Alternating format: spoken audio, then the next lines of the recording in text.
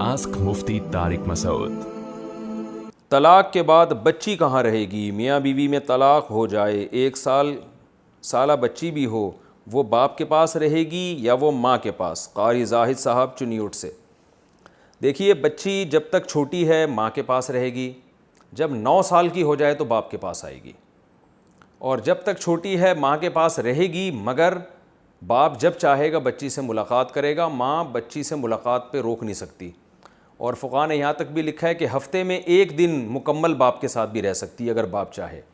جیسے ہفتے میں 1 دن باپ چاہتا ہے کہ آج 24 گھنٹے بچی میرے پاس رہے گی، تو ماں نہیں روک سکتی اس کو، تو مستقل ماں کے پاس رہے گی،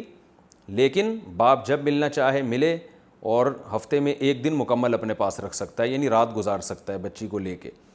اور جب بچی 9 سال کی ہو جائے تو پھر باپ کی کسٹڈی میں آئے گی وہ، اور باپ کی کسٹڈی میں ہونے کے بعد پھر وہی کچھ ہوگا جو پہلے ہوا تھا، یعنی ماں جب چاہے گی بچی سے ملے گی، اور ہفتے میں کم از کم 1 دن بچی ماں کے ساتھ بھی رک سکتی ہے، باپ روک نہیں سکتا، لیکن مستقل جو رہے گی وہ باپ کے پاس۔ اس دوران سارا خرچہ باپ کے ذمے ہے،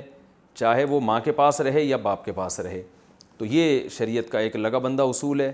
آج اس اصول کی دھجیاں اڑائی جاتی ہیں، جس کی لاٹھی اس کی بھینس، اس پر عمل کیا جاتا ہے۔ ماں نے اگر بچی کو رکھ لیا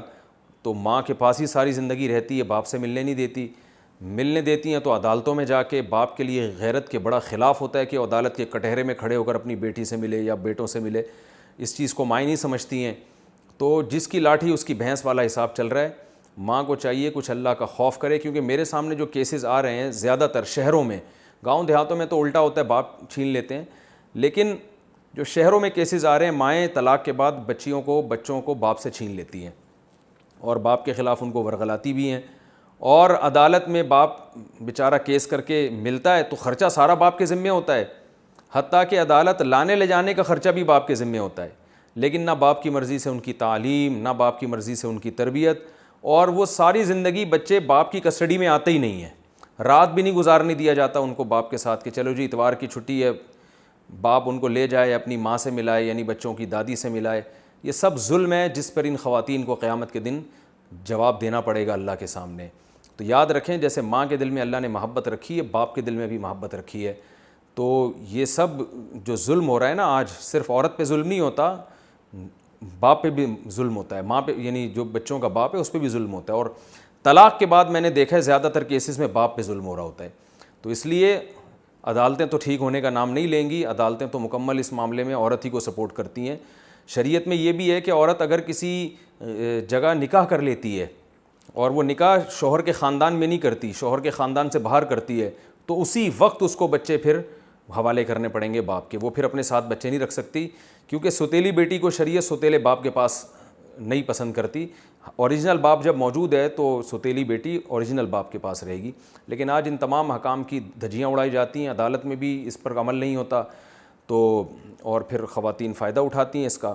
تو یاد رکھنا چاہیے، قرآن مجید میں اللہ کا ارشاد ہے وَلَا تَحْسَبَنَّ اللَّهَ غَافِلًا عَمَّا يَعْمَلُ الظَّالِمُونَ۔ دنیا میں آپ کا جو بس ہے آپ کر سکتے ہیں، لیکن اللہ ظالموں سے غافل نہیں ہے، خوب سمجھ لینا چاہیے۔ تو میرے سامنے بہت سارے کیسز آ رہے ہیں کہ طلاق کے بعد جو ہے نا باپ کے ساتھ بہت زیادتی ہوتی ہے، بعض دفعہ مرد طلاق نہیں دیتا، عورت خود ہی خلا لے لیتی ہے عدالت سے، اس میں بھی پھر یہی گیم کھیلا جاتا ہے۔ کچھ ایسے کیسز بھی ہیں کہ باپ نے ظلم کیا، لیکن شہری زندگی میں آج کل جو کیسز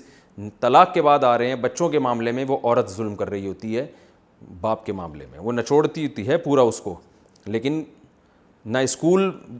باپ کی مرضی سے پڑھیں گے بچے، نہ ان کی شادیاں ہوتی ہیں، جبکہ اسلام نے اس معاملے میں باپ کا حق مقدم کیا ہے، تربیت کے معاملے میں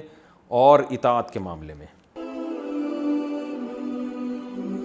آسک مفتی طارق مسعود۔